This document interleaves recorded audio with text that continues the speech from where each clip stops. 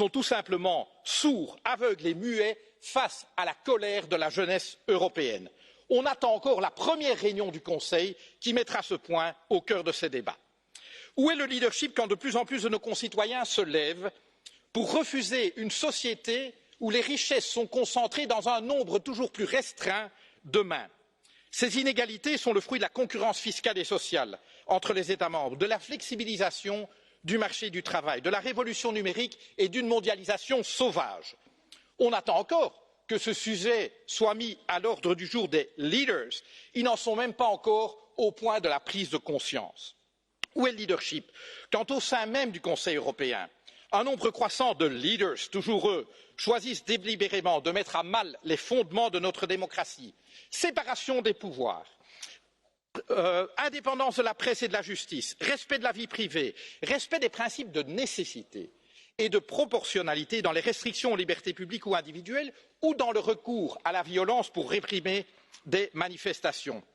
Alors que ce Parlement dénonce ces graves dérives et a par exemple enjoint au Conseil d'ouvrir une procédure contre le gouvernement hongrois, on attend encore autre chose, madame, qu'une réponse polie.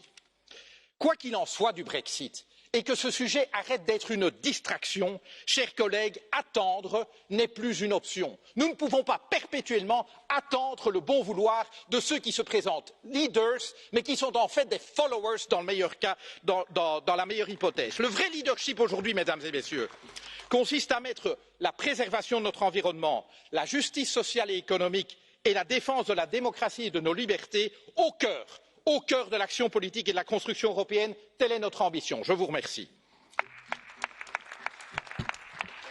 Ora la Presidente del Gruppo Confederale della Sinistra Unitaria e Sinistra Verde Nordica, la signora Zimmer.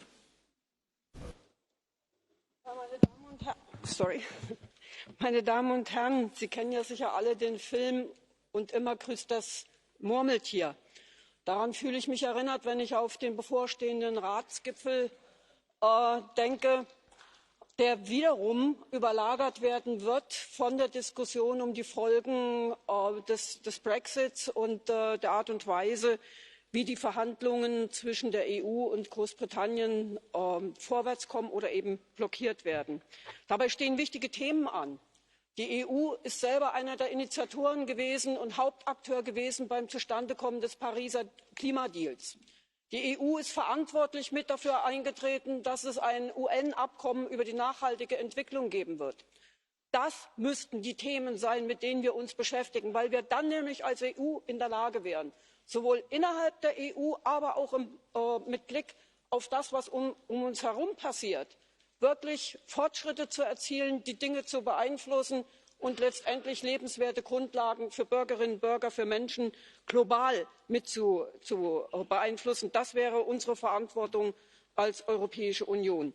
Stattdessen sind wir wiederum damit konfrontiert, dass zum zweiten Mal das Withdrawal Agreement im britischen Unterhaus gescheitert ist. Die Strategie der britischen Regierung von Theresa May ist total gegen die Wand gelaufen.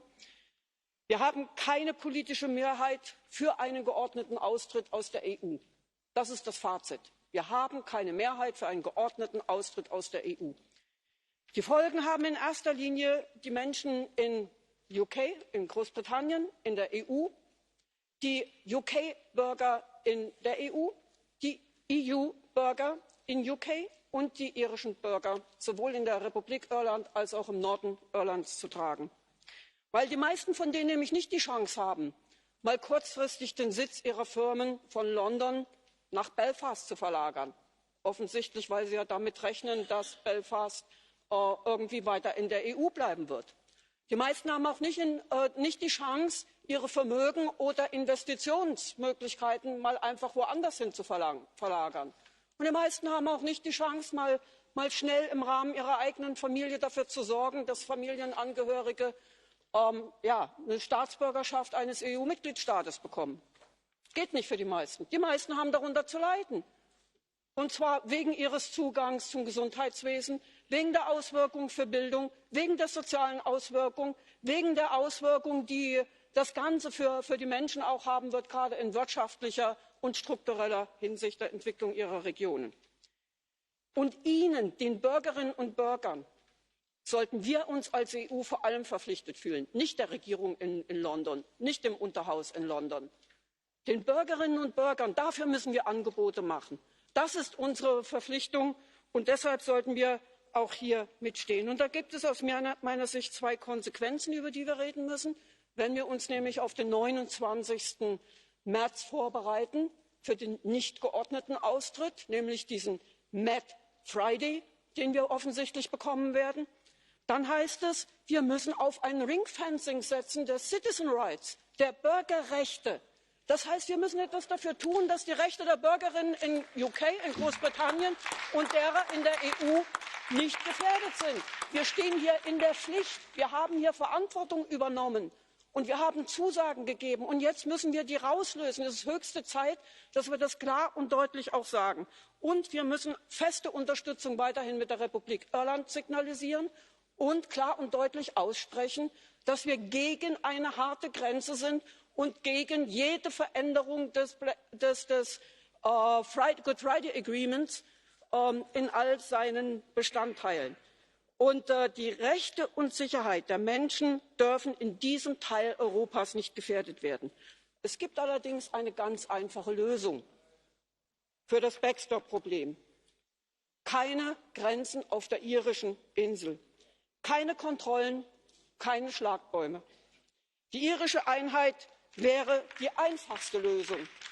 Dann hätte die EU kein Problem mehr, die Iren hätten kein Problem mehr und die Brexiteers hätten gar keins.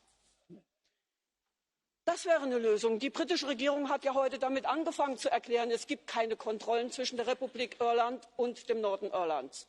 Vielleicht setzt sie ja selbst inzwischen auf die Lösung. Vielleicht ist ihr ein kleineres Großbritannien wichtiger als die eigenen Interessen, die von einigen Parteien vertreten werden. Und ich finde, das sollten wir sie doch einfach beim Wort nehmen. La parola ora al presidente del gruppo Europa della Libertà e della Democrazia Diretta, onorevole Farage. Thank you, Mr. President. I'm very much hoping, after nearly 20 years, that this is my penultimate speech in this Parliament, and that I won't be coming back here again in July. And I'm sure many of you here would share that sentiment. Mr. Barnier, I told you that treaty wouldn't go through the House of Commons. You didn't believe me. It's been rejected. I think you pushed your luck too far. You asked for too much, and this morning you find yourself short of £39 billion, so I'm sure you're feeling a bit sore about that. But don't worry, help is at hand, because the House of Commons today will do, I'm sure, their utmost to betray the Brexit vote. They're even going to vote against what Article 50 said, which is, of course, that we leave on the 29th of March with or without a deal. And I have to say, I think the gap now between our political class in the UK and public opinion is a gaping chasm, because, be in no doubt, public opinion is hardening. There is a greater sense of unity in the country than I've seen for some years. We simply want to leave, and that applies to many who voted Remain as well, because they respect the very principle of democracy. And we've had enough. We've seen the snarling anger towards our country of Mr Verhofstadt, the bureaucratic intransigence of Mr Barnier, the constant stream of insults that come from Mr Tusk, and we're of one mind. We don't want to be governed by you. We want to govern ourselves. Now, I'm sure the next instalment of this will be the British Prime Minister next Thursday going to the European Summit in Brussels, another humiliating display where she begs for an extension to Article 50. Well, I've got a solution to all of this. What I heard you, Mr Barnier, this morning say that if this treaty, if this withdrawal agreement gets passed, the next phase of negotiations could last for up to 4 years. I thought, enough. We don't want to waste 4 more years of our life, 4 more years of agony. And you don't want to waste another 4 years. You've got your plan. You want a United States of Europe. You want your army. You want everyone to join the euro. You want to get rid of the nation states. We are just a damned nuisance. And add to that, as Mr Verhofstadt said, the European elections. You don't want me coming back here, or hordes of Eurosceptics coming back here. So there is a simple solution, and that is that the British request to extend is vetoed at that European summit.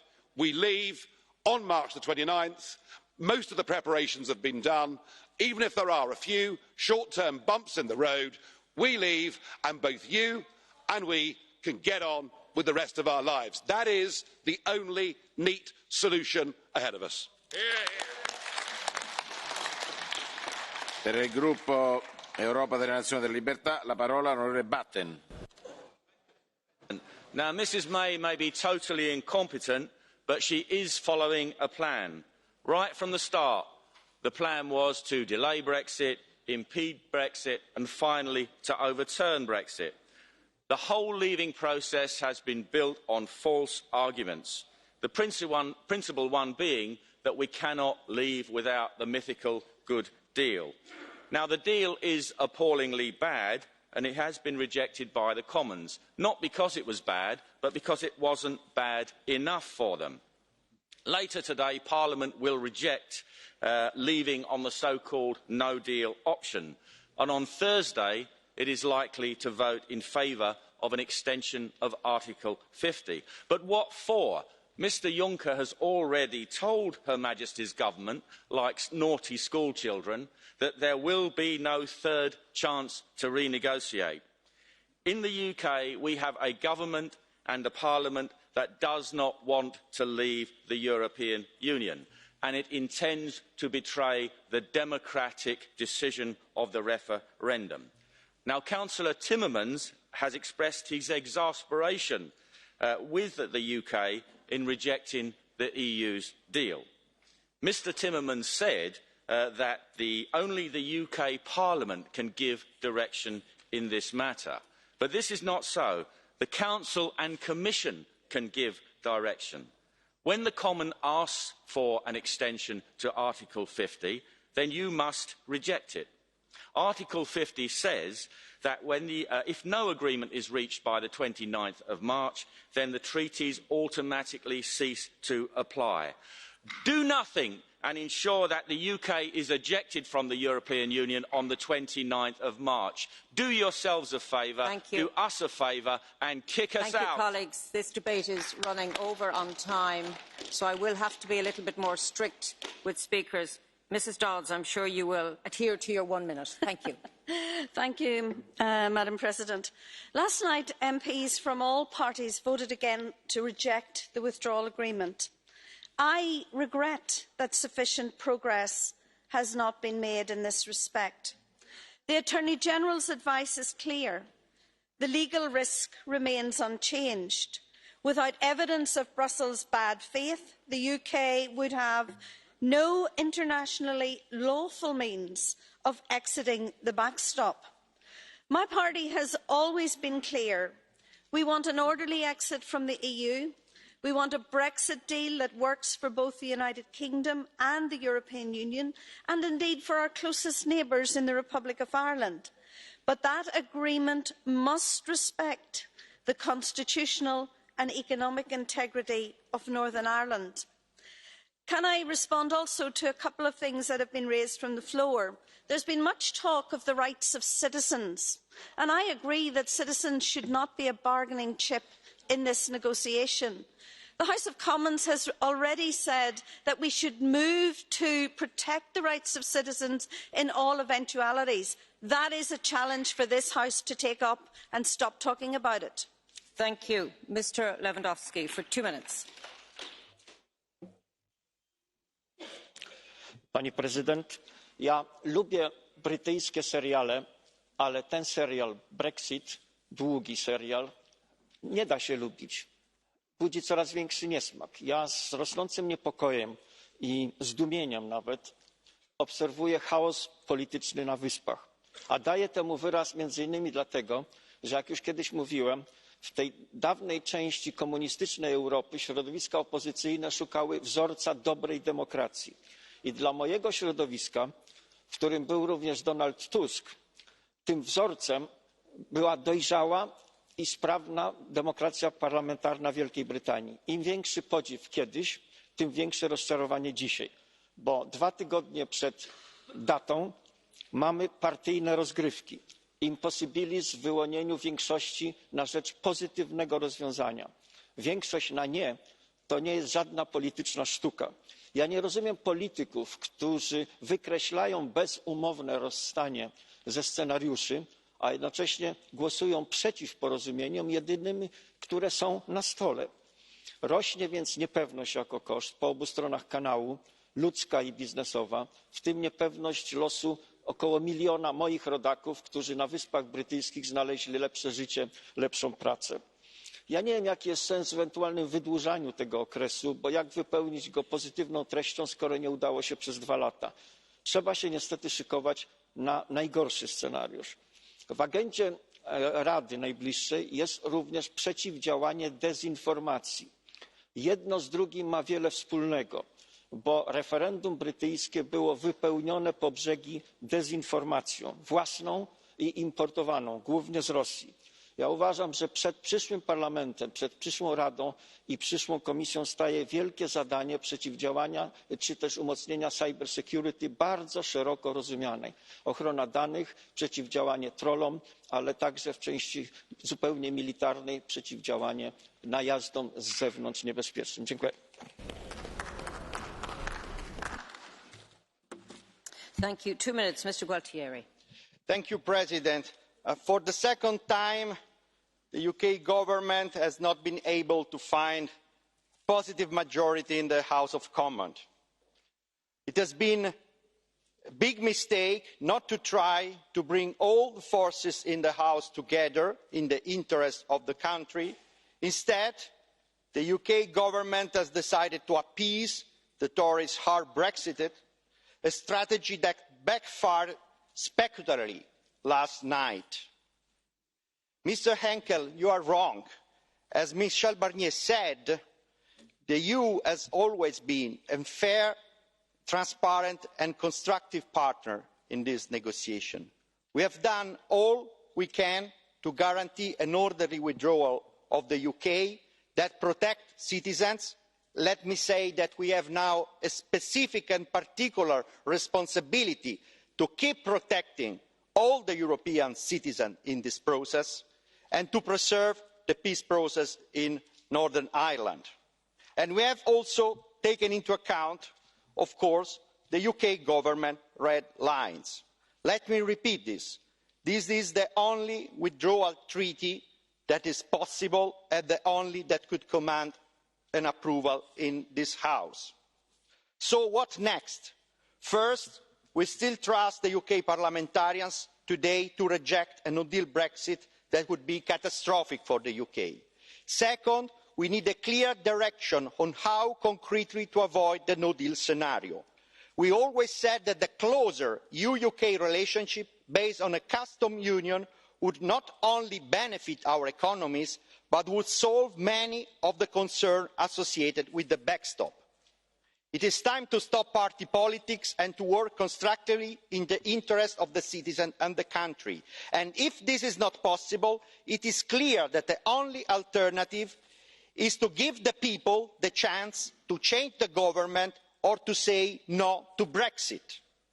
This is the debate we need to have, not the debate on the length of the extension. On this, for us, it's clear that extension is a tool and all the options are on the table as far as they are a clear political reason and perspective. And we will keep working constructively, openly and responsibility, including toward the UK citizens that remain European citizens. Colleagues, I am conscious this is a very difficult debate and colleagues want to make their points very clearly, but I am duty-bound to try and pull the time back a little because we have lengthy votes. So please, Mr Nicholson will not let me down. You have 1.5 minutes, sir. Don't count on it, President.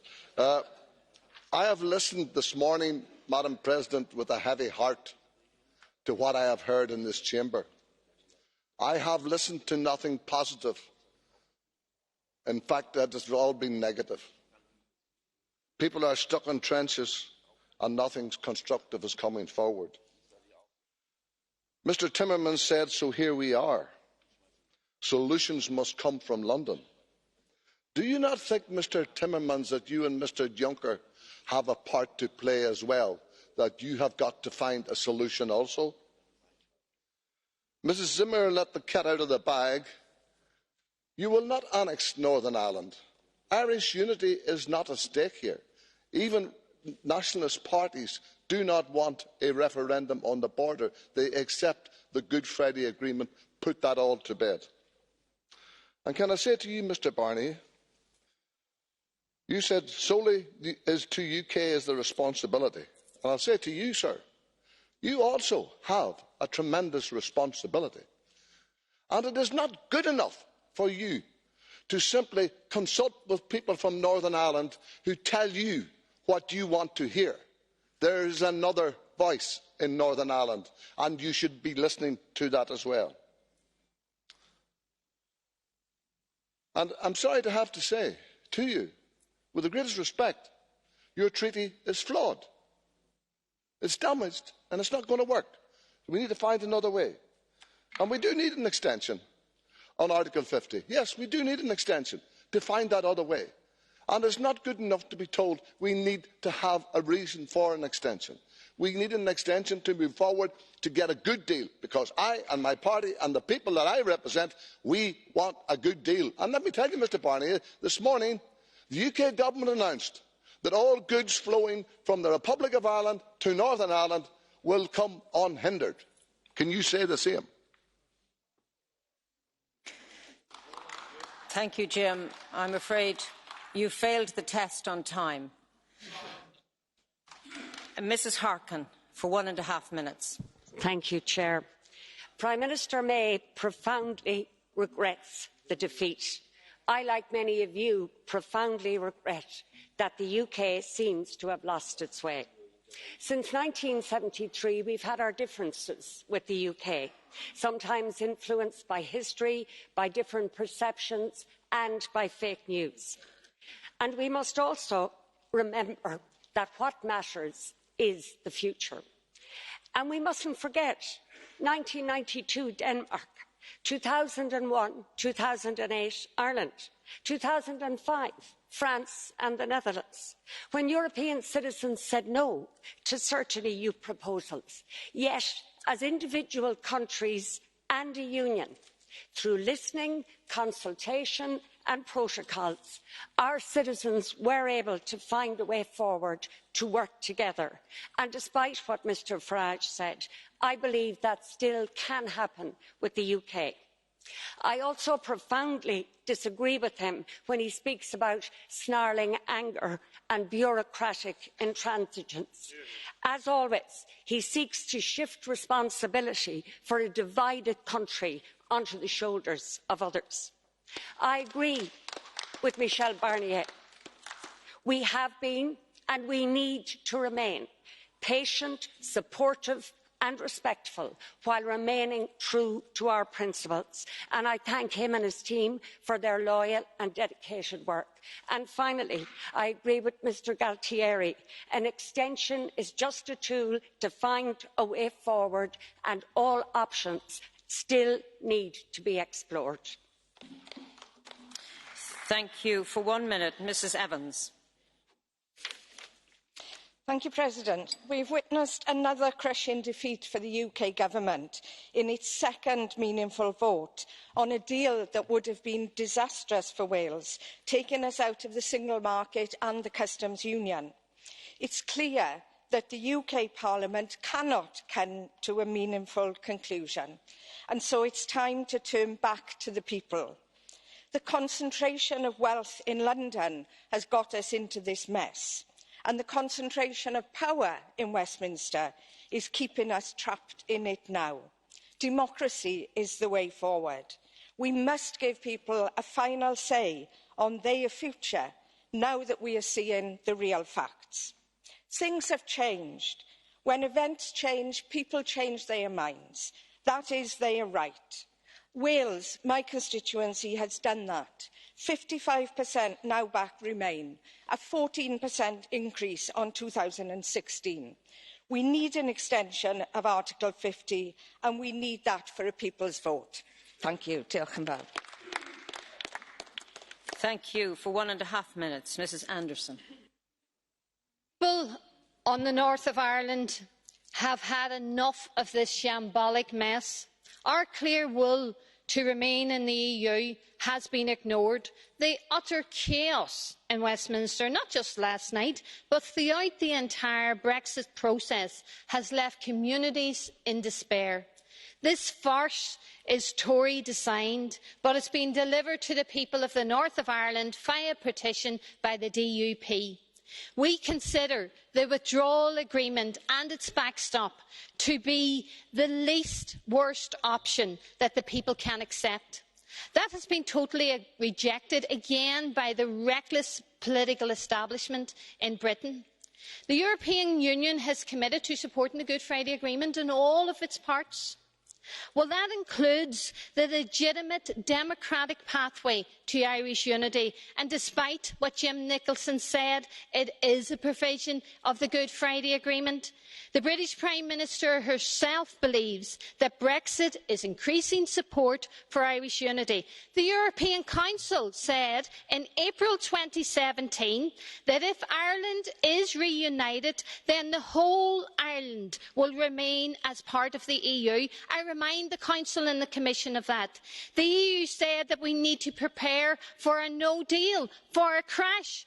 Who in their right mind would sit on a train that is going over a cliff or being dangerously delayed or derailed? So the people want off that train, and the only way off it is Irish unity. And my appeal to you is that you advocate for the holding of a referendum in Irish unity. It is legitimate, it is democratic, it is in the Good Friday Agreement. If you're going to uphold it in all of its parts, then uphold that part I'm really too. sorry, but you should try and make your point within the time that's allocated. Mr. Pedicini, you have 1 minute. Grazie Presidente, io credo che sia arrivato il momento di parlare, di chiedersi quali sono le ragioni profonde di Brexit, perché anche oggi abbiamo sentito in quest'Aula, ma abbiamo sentito le dichiarazioni di Macron, di Juncker, di tutto il mainstream che addossavano la responsabilità di Brexit a un'informazione che avrebbe deviato e che avrebbe confuso la volontà popolare del popolo del Regno Unito. Ma il popolo del Regno Unito si è sempre espresso molto consapevolmente quando ha deciso di non aderire alla moneta unica, quando non ha aderito al Trattato di Schengen, al Fiscal Compact. Il popolo del Regno Unito ha sempre reagito consapevolmente contro le politiche di austerità e contro i vincoli di bilancio di una politica europea a trazione franco-tedesca. È su questo che bisognerebbe ragionare, sulle responsabilità di una politica europea che è una vera e propria colonizzazione da parte di Francia e Germania. Se si continua in questa direzione, nella direzione dell'austerità, allora la Brexit rischia di essere soltanto un semplice precedente di una dissoluzione dell'Europa definitiva. Thank you. Mrs. Atkinson, 1 minute. I apologise to the British people for the lies told by our politicians. Mr Tajani, an Italian, tells a German newspaper that the British people did not want Brexit. In the 2017 general election, 80% of our people, the British people, voted for parties to deliver Brexit. They lied. Mrs May said no deal is better than a bad deal. She then asked Parliament to vote on a bad deal. Tonight she will ask Parliament to vote again, but this time for a no deal. She will vote against a no deal. Tonight, a Conservative Prime Minister will cancel Brexit. Backed by Labour, they lied to you. This is Dino, democracy in name only. And as for Messrs Tusk, Barnier and the rest of you, and their useful idiot Varadkar, there's a special hell, a special place in hell reserved for dinos, and Mrs May will be joining you too. So I call on the British Parliament, join me on the 29th of March in Parliament Square, and let's this time really take back control. Well done, Janet. Mr Wolfe, for 1 minute, please. Thank you, Madam Deputy Speaker. 2 days ago, doctors diagnosed my uncle with a terminal illness, and he will die this weekend. He spent his life in public service protecting children from abusers, paedophiles and violence. He was a great Welsh Democrat. He voted to leave in June 2014, and he will die not seeing Brexit. He will die not seeing Brexit because of a political class that despise him and voters in Britain, who believe that they are far superior in the way that they think they should control our lives and do not wish to listen to the voters who wanted to get rid of them. He will die because he will not get a Brexit before his death because of traitors like Tony Blair and Dominic Grieve, who collude with foreign leaders to stop the democratic vote of the British. My uncle, I hope, will have God on his side and bless his soul. But for those of you who have denied him the right to Brexit and denied those 17.4 million people Brexit, God will not be on your side when they unleash their anger in the ballot box. Thank you. Mr. Brok, 2 minutes. Herr Brok.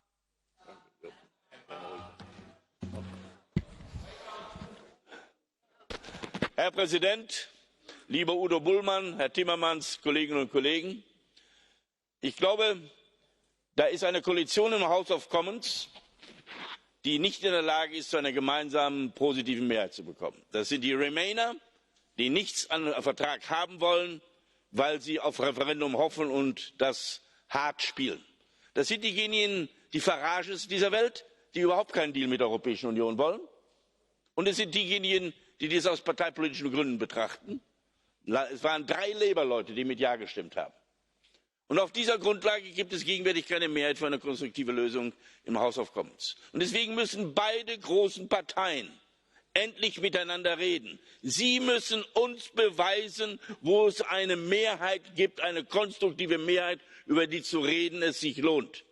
Und ich glaube, dass wir eine Verlängerung der Frist nicht machen können, wenn nicht diese Clarification da ist. No extension without clarification. Hier muss es klar geregelt sein. Einfach nur zu verlängern und zu mal gucken, was dann passiert, scheint mir nicht sachgerecht zu sein. Und ich glaube, dass in den nächsten 14 Tagen House of Commons hier zu einer Erklärung kommen muss, um auf dieser Grundlage voranzukommen. Wir brauchen diese Sicherheit, nachdem wir diese 2,5 Jahre so verhandeln mussten, wie wir verhandelt haben, weil niemals die Voraussetzungen Großbritannien da waren. Michel, herzlichen Dank für die Arbeit, die du gemacht hast, die die Kommission gemacht hat, euer Team gemacht hat. Aber ich bin der Auffassung, wir hätten uns auf die Hände stellen können. Der wäre nichts angenommen worden in der House of Commons, weil es diese negative Mehrheit gibt aus den genannten Gründen. Mehr war nicht möglich und mehr kann nicht geliefert werden, wenn nicht die Interessen der Europäischen Union verletzt werden sollen. Und es muss auch klar sein, was jetzt mit den offenen Grenzen kommt. Großbritannien kann sich nicht in den Binnenmarkt schleichen, ohne die Bedingungen des Binnenmarktes zu erfüllen, ohne die Obligation des Binnenmarktes zu machen. Diese Aussagen von heute Morgen sind populistisch und bösartig und können nicht in der Art und Weise akzeptiert werden. Das wäre ein Hineinschleichen in den Binnenmarkt, das nicht akzeptabel wäre. For 1.5 minutes, Madame Bresso. Merci, Madame la Présidente, chers collègues, Monsieur le Vice-président, Monsieur Barnier, Madame la Ministre. À quelques jours de ce Conseil européen, il y a beaucoup de questions, mais il y en a moins 2 qui sont d'importance cruciale pour le futur de l'Union européenne. Le Brexit d'abord, la défaite hier pour Theresa May, la prolongation maintenant de l'article 50 qui apparaît comme probablement inévitable, je crois que ne doit pas mener à faire durer un supplice qui n'a duré que trop depuis 2016. Donc, il faut redonner la parole aux citoyens britanniques. Ça, c'est un appel à nos collègues membres des communes pour affronter la question fondamentale, c'est redonner la parole aux citoyens britanniques, entendre leur voix, savoir dans quelle direction on veut aller. C'est clair que les communes sont bloquées, n'arrivent pas à définir en positif ce qu'elles veulent. La seule manière, c'est redonner la parole aux citoyens et entendre leur opinion, même si beaucoup d'entre eux ont peur, beaucoup de nos collègues qui sont des Brexitaires ont peur de redonner la parole aux citoyens.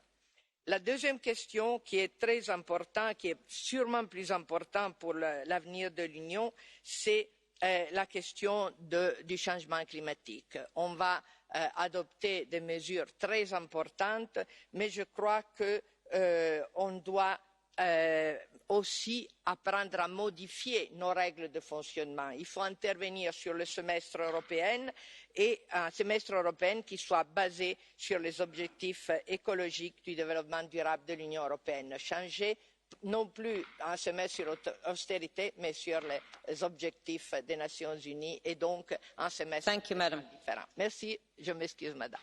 Mr. Van Dalen, 1 minute.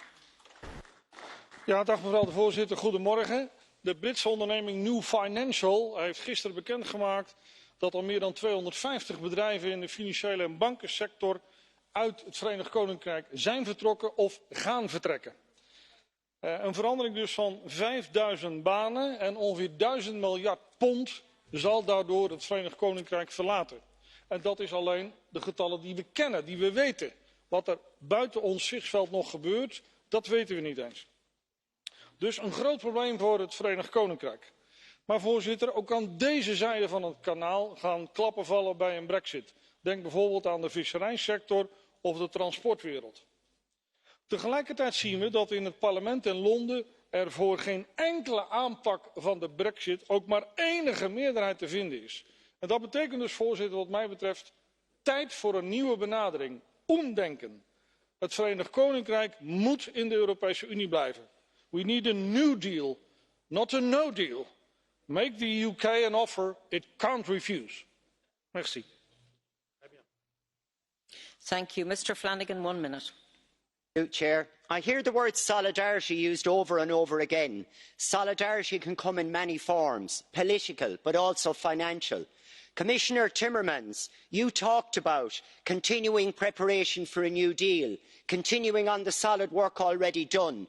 So, what are the plans in place to financially help the Irish economy in the case of a no deal? And I really would like an answer. Solidarity up until now has cost the European Union not a single cent. Also, while people talk about solidarity, in parallel we have a situation whereby Ireland borrowed and burnt €3.5 billion last year on the orders of the ECB. As part of the financial help needed in the case of a no deal, this obscenity must end. Monsieur Barnier, you said we remain respectful, we remain calm. You do indeed. People in Ireland cannot control the diplomatic disaster that the Conservative Party is.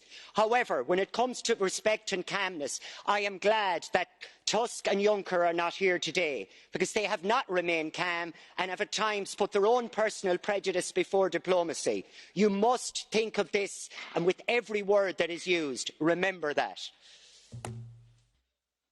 For 1 minute, Mr. Monod.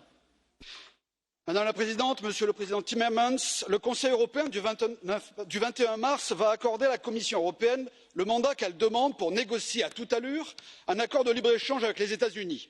À toute allure, car l'Allemagne a peur de voir l'administration américaine imposer dès le mois de mai prochain des droits de douane de 25% sur ses précieuses exportations automobiles. De quoi s'agit-il? De l'adoption de droits de douane zéro sur les produits industriels, ce qui va permettre à l'Allemagne de maintenir ses excédents commerciaux avec les États-Unis, mais va plomber un peu plus la croissance économique des autres, en particulier celle de la France. Il s'agit également de se mettre d'accord sur des standards communs en matière de nouvelles technologies. Les États-Unis vont donc encore nous imposer leurs conditions. Enfin, il s'agira d'abaisser les barrières douanières agricoles. Les États-Unis le veulent absolument et l'Allemagne donnera consigne à la Commission qui cédera car les agriculteurs et les éleveurs français ne pèsent pas grand-chose face aux industriels Mercedes, BMW et Audi. Et comme toujours, les négociations de ce nouveau traité se feront dans le dos des Européens qui le découvriront trop tard. Mr. Wilimski, for 1 minute.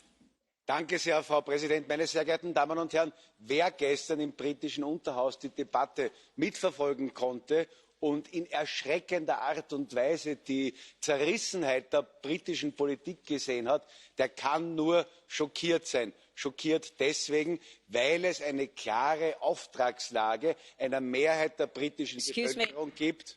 Sorry, the English translation is not coming through. Sorry to interrupt your speech. Thank you. If you speak again, we will make sure that it's coming through. Please. Start again. Well, okay, go I'll ahead. start again.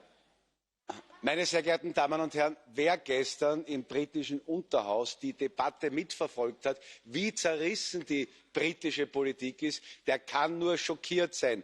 schockiert deswegen, weil es eine klare Auftragslage einer Mehrheit der britischen Bevölkerung gibt, eine Mehrheit dafür, die Europäische Union entsprechend zu verlassen.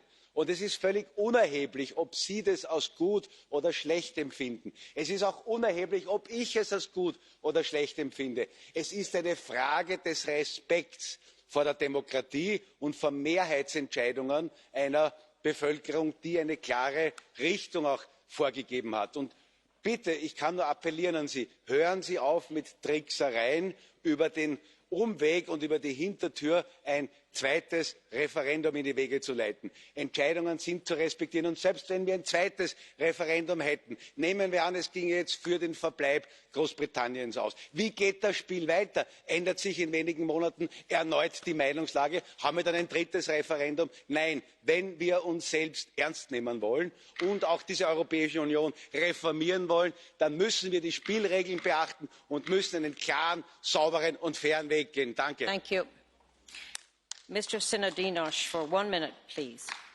Η αποχώρηση του Ηνωμένου Βασιλείου δεν αποτελεί απλά ένα διαδικαστικό γεγονός. Σημαίνει ουσιαστικά την απόρριψη της όποιας σχεδιαζόμενης ομοσπονδοποίησης και την απαρχή μιας νέας Ευρωπαϊκής Ένωσης που θα αποτυπωθεί και στις επερχόμενες εκλογές. Μια μετεξέλιξη βασιζόμενη στην άνοδο των υγιών πατριωτικών δυνάμεων με στόχο την ορθή λειτουργία της Ένωσης όπως θα έπρεπε να υφίσταται επαναπατρίζοντας αρμοδιότητες υπό την κυριαρχία των κρατών μελών. Ο εκφοβισμός των εναπομεινάντων μελών δια του δίθεν πραγματικού τρόπου αντιμετώπισης του Ηνωμένου Βασιλείου θα καταρρεύσει. Οι κρατούντες στην εξουσία τώρα αρνούμενοι να αποδεχθούν την εθελοντική και αμφίδρομη συνεργασία μεταξύ ανεξάρτητων κυρίαρχων κρατών αργά ή γρήγορα θα εξαναγκαστούν είτε σε απομάκρυνση είτε στο σεβασμό της εθνικής κυριαρχίας και της έννοιας του κράτους έθνους. Είναι καιρός να αναλάβουν σοβαροί άνθρωποι που υπηρετούν τους πολίτες ως πραγματικοί εκπρόσωποι απότοκος ευρείας συσπήρωσης και συνεργασιών πατριωτικών δυνάμεων σε κάθε ευρωπαϊκή χώρα. Για μια Ευρώπη προσαρμοσμένη στα κράτη-έθνη και όχι υποταγμένη στα οικονομικά συμφέροντα και την εξυπηρέτηση ολίγων και εκλεκτών. Ευχαριστώ.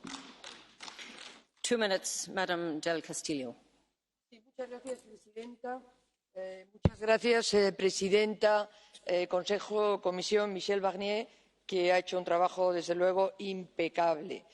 El acuerdo alcanzado la noche del lunes por la primera ministra May y la Unión Europea era una oportunidad. En realidad era la oportunidad para facilitar una retirada ordenada. Daba garantías suficientes sobre su preocupación de quedar atrapado, que el Reino Unido quedara atrapado indefinidamente en la unión aduanera. Pero, pese a todo, fue rechazado por el Parlamento británico. Ha sido una nueva decepción por su falta de realismo y por su falta de responsabilidad. La falta de responsabilidad de esa mayoría de diputados británicos que están bloqueando permanentemente una solución. Es probable que en el Parlamento británico hoy se vote en contra de que no haya acuerdo y que mañana se vote a favor de prorrogar el artículo 50 y aplazar su entrada en vigor. Pero ya lo que no va a cambiar la Unión Europea son los términos del acuerdo de salida, de modo que antes o después el Reino Unido tendrá que tomar la decisión acuerdo o no acuerdo, deal o no deal. Esa es la cuestión. Y en este escenario de incertidumbre hay una serie de lecciones que el Brexit va dejando y que debemos tomar nota. La primera es que pertenecer a la Unión Europea supone una honda transformación en la economía y el funcionamiento de un país y por eso dejar el grupo resulta una tarea tan ardua y tan titánica. Decisiones como esta no se pueden tomar alegremente. La segunda es que abandonar significa afectar diariamente, directamente, a la vida diaria de las personas, a las pequeñas cosas que son muy importantes en la vida cotidiana. La manera de poder adquirir los productos más baratos y más variados, la tarjeta sanitaria para poder viajar por toda Europa, los costes del roaming. Y la tercera lección es que la profundidad de la fractura que genera en los países en los que esto se pueda producir, como está ocurriendo en el Reino Unido. Hoy día la Unión Europea es más necesaria que nunca para poder afrontar los retos globales que tenemos. El que no actúe conjuntamente corre el riesgo de quedarse en la irrelevancia. Muchas gracias. Now, I'm going to break some bad news to people who will be very angry with me, but I have no choice. We will have to drop Catch the Eye because we are really exceeding our time. So apologies that that is the case. Now, Madam Van Bremt, you have the floor for 1.5 minutes. Dank u wel, voorzitter. Je hebt zo van die Straatsburgweken dat hoop en wanhoop samenvalt. En dit is een van die weken. De wanhoop, daar heeft bijna alle andere leden al heel veel over gesproken, over de vote van gisteren. En wat dat ons nu brengt en waar ons dat naartoe moet brengen. En ik ben het veel met heel veel collega's, vooral uit mijn fractie, dat het nu tijd is om het volk terug te laten spreken. Want het Britse parlement geraakt er niet uit. En ik denk dat we terug naar het volk moeten om uit deze impasse te komen. Er was ook heel veel hoop deze week. En ik zal u zeggen waarom.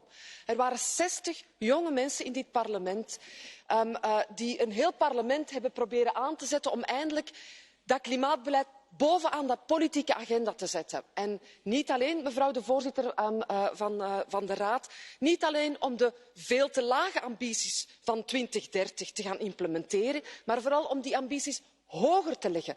Als we Parijs willen doen, als we Parijs willen nakomen, dan zullen we 55% moeten doen in 2030 en volledig carbon neutral moeten zijn tegen 2050. En om dat te realiseren is het ook belangrijk dat we een klimaatwet realiseren op Europees niveau, waar we onze engagementen van Parijs in een wet gieten die voor alle lidstaten belangrijke verplichtingen met zich meebrengen, zodat er ook geen freeriders kunnen zijn. De jongeren hebben gelijk om dit soort acties van ons te vragen. En dat was, mevrouw de voorzitter, wat mij betreft deze week absoluut een teken van hoop. Mr. Sulik, 1 minute. Ďakujem pekne. Po včerajšom chaose v britskej dolnej komore vieme, že výstupná dohoda je mŕtva. Briti o nej nemôžu a nebudú hlasovať donekonečna a treba si naliať čistého vína. Sme opäť na začiatku, len sme prišli o čas. Rozhodnutie Britov o opustení Európskej únie však musí byť rešpektované. Ignorovanie tohto rozhodnutia bolo trestuhodné, úvahy o druhom referende alebo o stiahnutí žiadosti sú úplne nereálne. A preto jediným logickým riešením je príprava na tvrdý Brexit, na no deal. Nemusí to byť koniec sveta ani pre Britániu, ani pre Európsku úniu, ak pristúpime k situácii s chladnou hlavou. Budú platiť pravidlá Svetovej obchodnej organizácie a iné.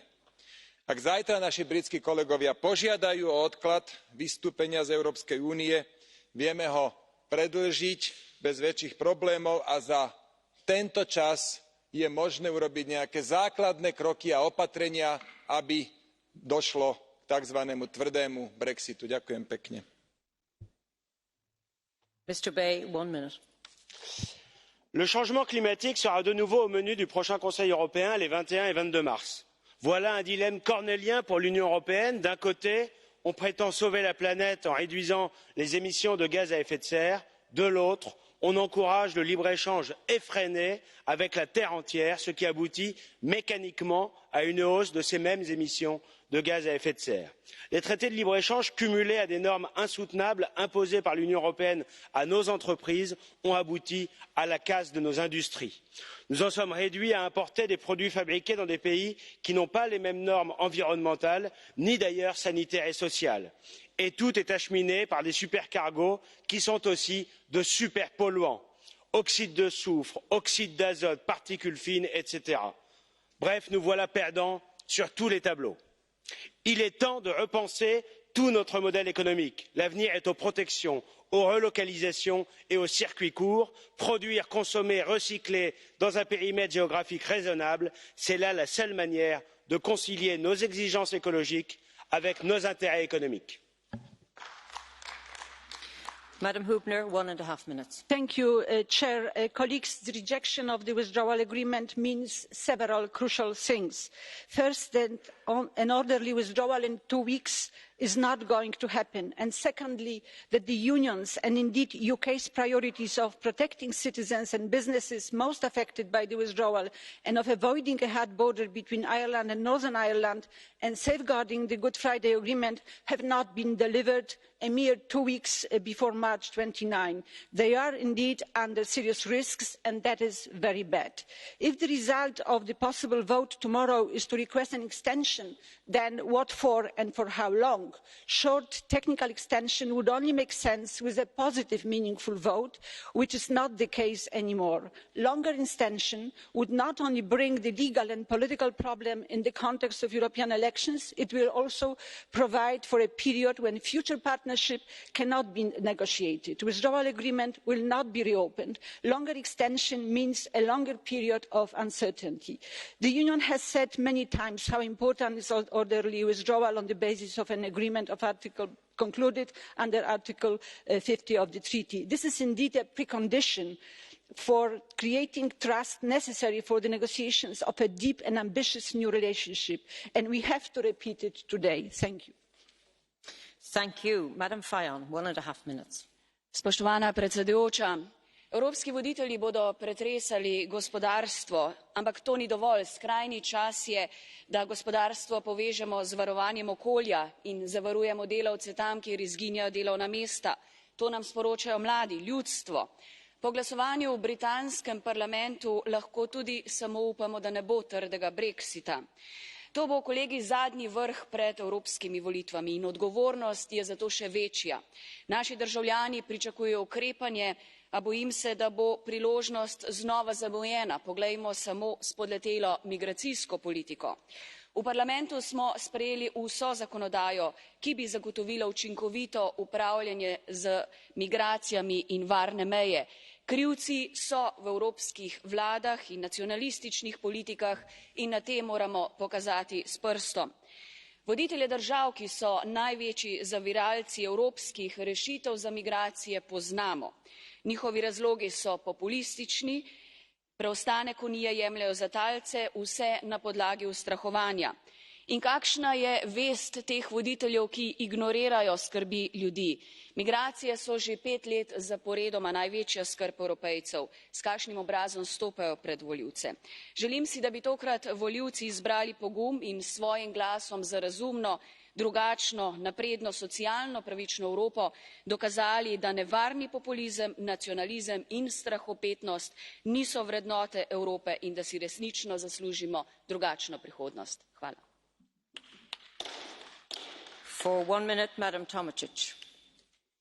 Gospođo predsjedavajuća, Brexit se pretvorio u potpuni kaos jer nijedna strana nije nastupala u dobroj vjeri niti je željela doista ispoštovati ono za što su ljudi glasovali.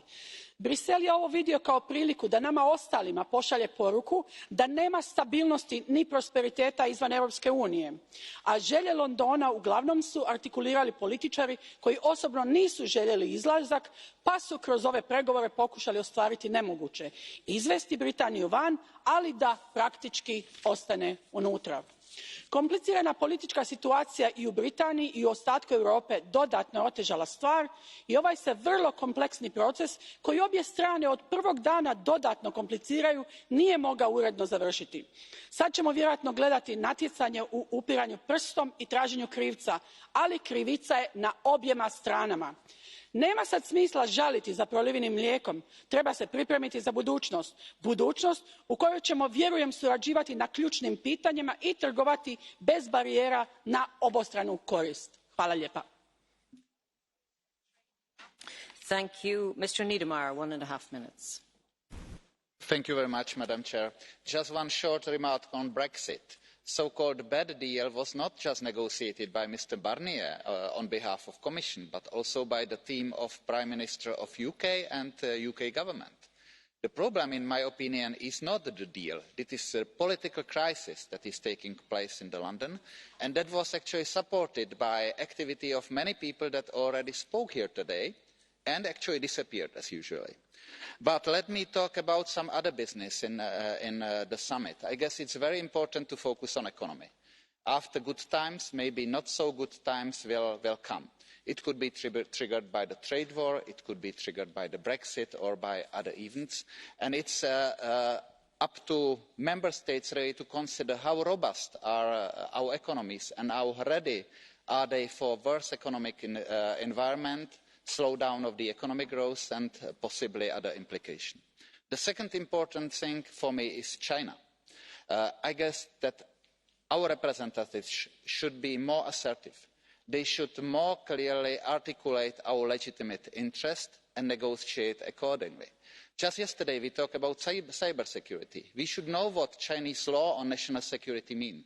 And obviously there are huge topics like fair trade, like the climate changes and involvement in China in solving this issue, and also human rights. And I guess we should pay attention to these issues. Thank you.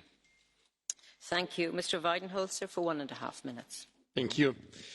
Es ist tragisch, was gegenwärtig im Vereinigten Königreich passiert. Eine Nation, die mit berechtigtem Stolz auf ihre Geschichte zurückblicken kann und der Europa so unendlich viel verdankt, ist dabei, sich selbst zu zerstören und der Lächerlichkeit preiszugeben. Orientierungslos und ohne politische Steuerung droht die Britannia auf Grund zu laufen.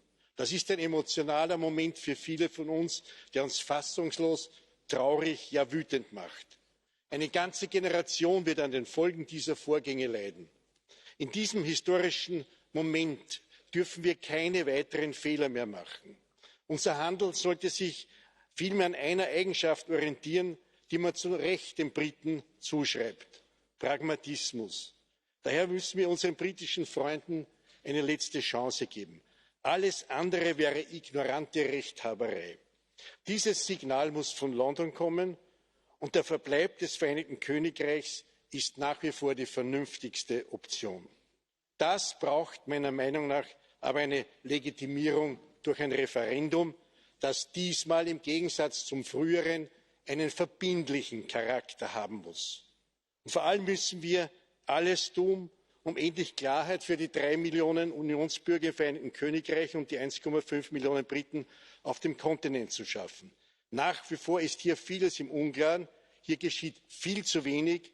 Diese Menschen verdienen viel mehr Respekt. Sie haben ihre Lebensentscheidungen auf einer anderen Grundlage getroffen und dürfen nicht zum Spielball werden. Thank you. Mr. Marias, 1 minute.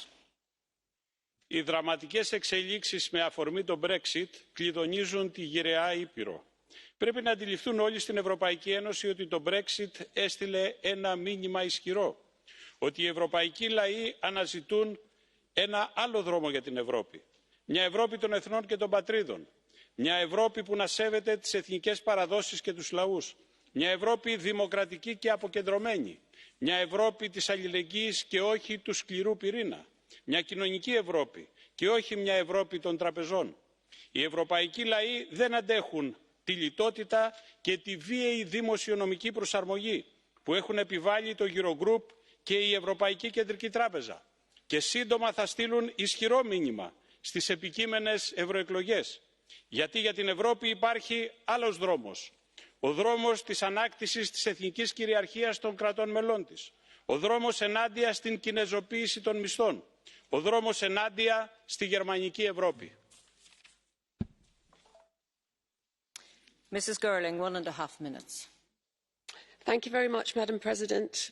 Last night we saw another manifestation of the inability of the British Parliament to reach a consensus. A reduced majority, but still the fourth most devastating defeat for a UK government in history. Last night, Theresa May set out 3 options. Firstly, revoke Article 50, possibly the first time those words have passed her lips in public. Secondly, she talked about holding a second referendum, ditto, and don't underestimate the significance of her saying those words. And thirdly, negotiate a new deal. I think the message, though, has finally got through in Westminster that the third option is not possible in any sensible time frame. So now it's down to no deal or no Brexit. It seems very likely that tonight the UK Parliament will reject no deal. They will not reject no Brexit. Of course, we've got a limited direct role here. We have to choose our language carefully. We're giving signals. So let me assure colleagues here that there is a strong will in the UK for a second vote. The People's Vote campaign is the biggest grassroots pro-EU European movement. Polls show a majority in favour of a second referendum. Like all things Brexit, it won't be easy, but don't believe the voices you've heard from the Brits here today. 7 out of 9 speakers today represent only 1.5% of the seats in the House of Commons. They're spouting their usual rot and nonsense. They are not the patriots. They are the ones advocating a no-deal Brexit. That's an act of unparalleled harm to the British people and the European Union. They are not the patriots. Nobody calling themselves a patriot would advocate for that kind of harm. No one laying claim to the title unionist would advocate for a no-Brexit deal. No one who wants to support the Good Friday Agreement would advocate for a no-deal Brexit. They are not in the majority. Actually, they're all in the bar, coalescing around a beer now. They don't even bother to stay and listen. So I say to you, you are not today's people. You are yesterday's voices. We are the voices of today, and young people support my position completely. So, colleagues. Mrs. Girling.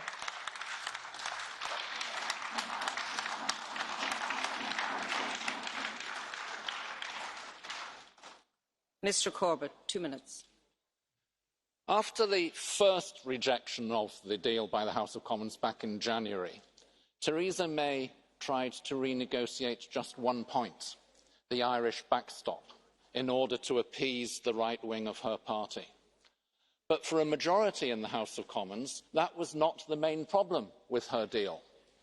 There were other problems, and she made no attempts to address those issues. She only tried to appease the right wing of her party, and she failed. So where does that leave us? A majority in the House of Commons does not want to leave without a deal, but the only deal on the table has been rejected. Where do you go from there? Logically, there are only 2 possibilities. Either you negotiate an alternative deal, or you reconsider Brexit. An alternative deal, the chances of that look vanishingly small at the moment. Reconsidering Brexit needs a referendum. And as we just heard from Mrs. Girling, there is a majority in public opinion that wants another referendum. And opinion polls show that if there were another referendum, the British people would vote to remain in the European Union. It's absolute folly to proceed with Brexit on the ground that it is the will of the people, when it may very well no longer be the will of the people. It's at least worth checking. Thank you. Thank you. Mr. Karas, 1.5 minutes. Frau Präsidentin, meine sehr geehrten Damen und Herren! Es ist wohl für uns alle klar, wenn es zu keiner Haltungsänderung im Vereinigten Königreich kommt, kommt es am 29. März zu einem chaotischen, zu einem harten Brexit. Und wir müssen auch klarstellen, wer nicht bereit ist, parteiübergreifend miteinander zu reden, kann kein Problem der Gegenwart und der Zukunft lösen. Die ökonomischen, die ökologischen, die sozialen, technologischen, demokratiepolitischen Herausforderungen können wir nur gemeinsam in Europa, parteiübergreifend und durch ein geeintes Europa in der Welt bewältigen. Darum geht es bei der Europaparlamentswahl. Darum geht es bei der Zusammensetzung der nächsten Kommission. Und diese Realität steht im krassen Widerspruch zu dem politischen Versagen der politischen Verantwortungsträger im Vereinigten Königreich, aber auch in anderen politischen Parteien und Ländern innerhalb der Europäischen Union. Schauen wir uns die Journalistenmorde in Malta und der Slowakei an, dem blockierten Rechtsstaatsverfahren gegenüber Ungarn und Polen, dem EU-Bashing der Populisten und Nationalisten in Ungarn, Italien, Tschechien und Rumänien. Die europäische Idee wird von innen heraus gefährdet. Die Gefährdung von innen müssen wir bei der Europaparlamentswahl eine Absage erteilen. Mit Schuldzuweisungen, Lügen, Antisemitismus und Nationalismus und Abschottung lösen wir kein Problem in Europa, auch nicht den Brexit, sondern nur mit einer neuen Form des Grundkonsenses im Miteinander. Mr. Kelly, for 1.5 minutes. Following the rejection of the withdrawal agreement in the House of Commons last night, there is a grave sense of trepidation in Ireland, especially among the farming community and the agri-food sector, because they know that a crash out, a hard border, reverting to WTO rules will send them to the wall. They'll go out of business. So also we all know that if there is a crash out, that the hard-won peace which we've enjoyed for the last 20 years is also in mortal danger. Therefore, I hope that today in the House of Commons they will vote to avoid a no deal, a crash out. And if they do, I think we should immediately offer an extension, not be putting conditions on it. We should offer it, because we can do so for 3 months without interfering in any way with our elections. And as my colleague Jim Nicholson said, this will help them to find another way, and maybe that way might be to stay. Now, wouldn't that be a countenance devoutly to be wished? Wouldn't any extension be worth that? So I'm appealing to the European Commission to act in good faith by saying, yes, we're going to help you.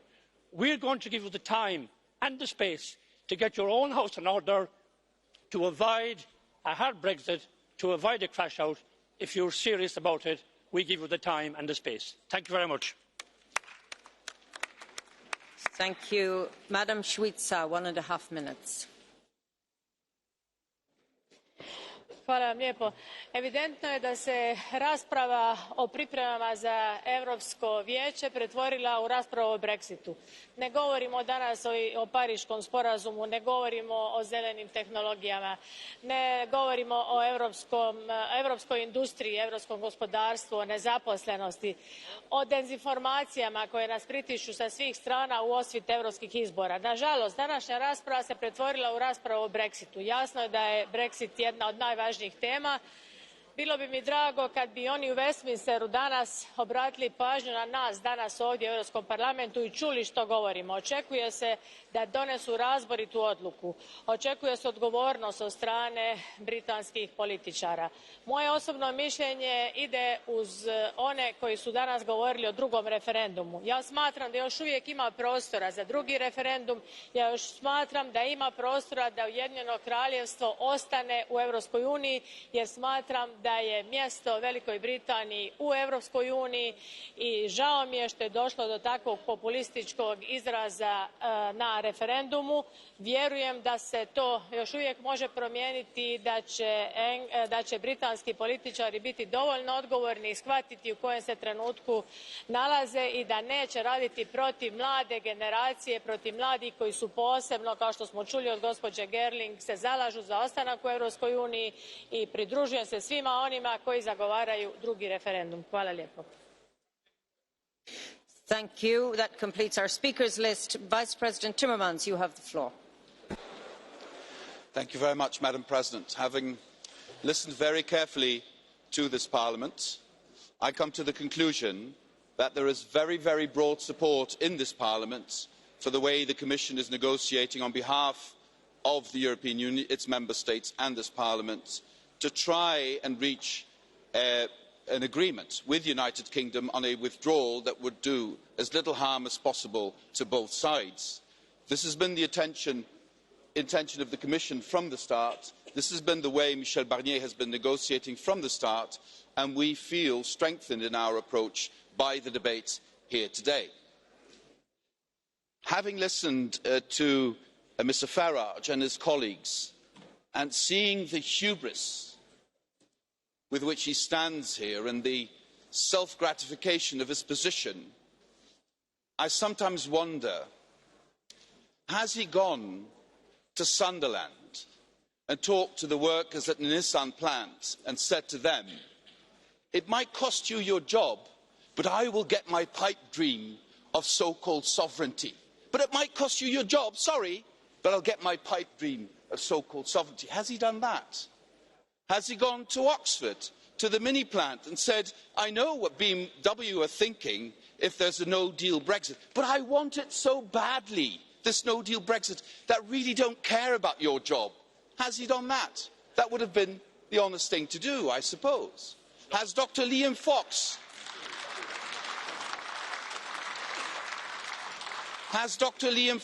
ever said, well, I said it would be the easiest trade deal in human history, but on second thought, it's much more complicated than I promised before the referendum? Has Boris Johnson gone to the doctors and nurses of the NHS and said, I did promise you 350 million extra pounds a week, but sorry, I can't deliver on that promise? Have they done that? I think, frankly, that we would need, if we want to come out of this situation, a bit more modesty and honesty on all sides. I also believe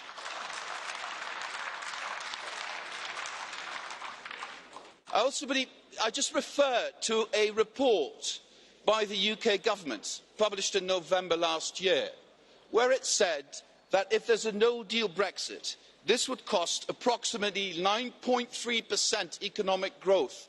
Are you willing to pay that price? I ask the Brexiteers on this side. Are you willing to pay that price? Are you willing to sacrifice all those jobs for your pipe dream of so-called sovereignty? What is that sovereignty going to bring to you if you live that pipe dream? Freedom is essential. Mr. Coburn, excuse me, Vice President Timmermans, please. Yes, I will. Can I just say, Mr. Coburn, you and I have a special relationship. I'm special and I don't know what you are, so please don't interrupt. And I know Mrs. Atkinson takes issue with me on occasion. Please listen with respect. You may disagree, but I would urge you to listen and maybe learn. But I did.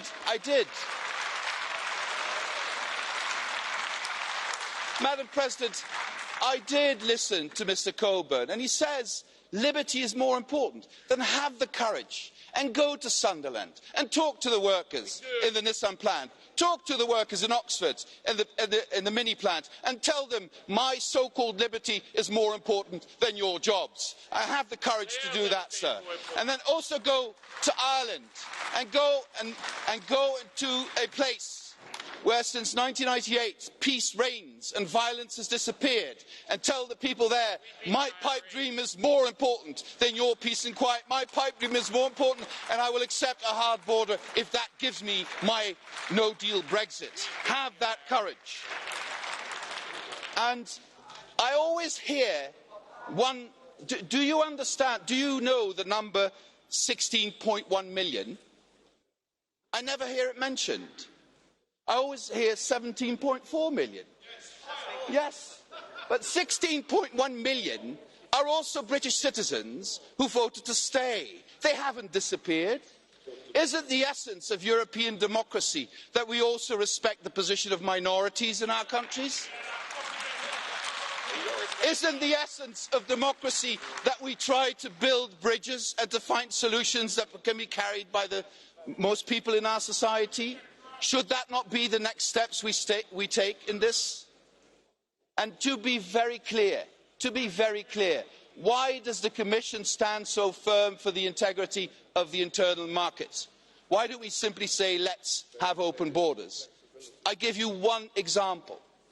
If for some reason the United Kingdom would decide to have a trade deal with the United States on their terms, and chlorinated chicken would be coming into the United Kingdom, and we would not be able to check that at a European border, then we would not be able to say to European citizens, we can't protect you against something you don't want.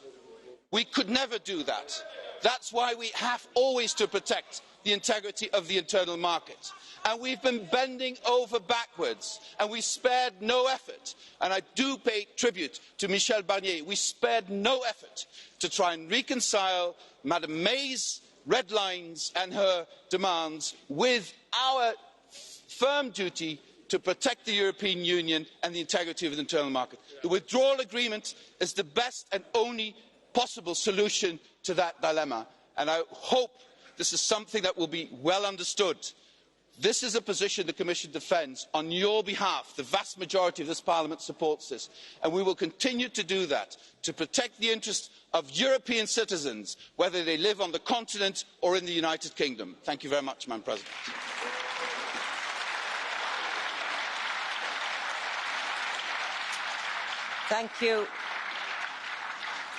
Thank you, Vice President Timmermans. Madam Chiot for the Council.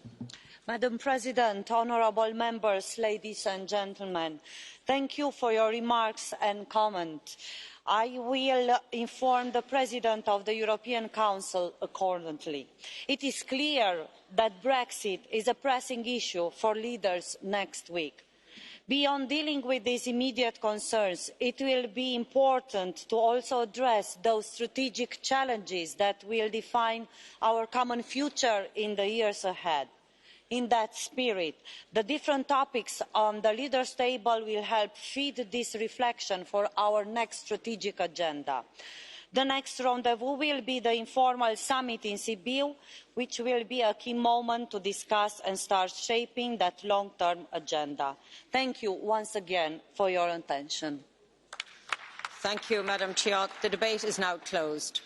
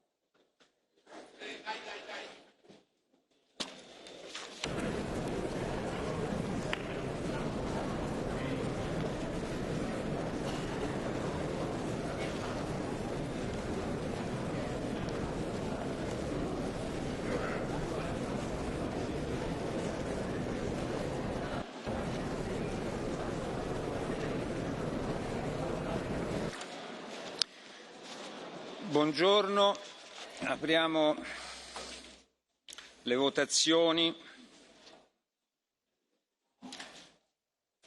Prendiamo posto.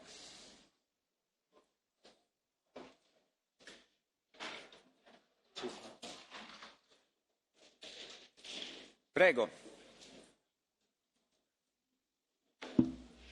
Dear colleagues, over 1 year ago,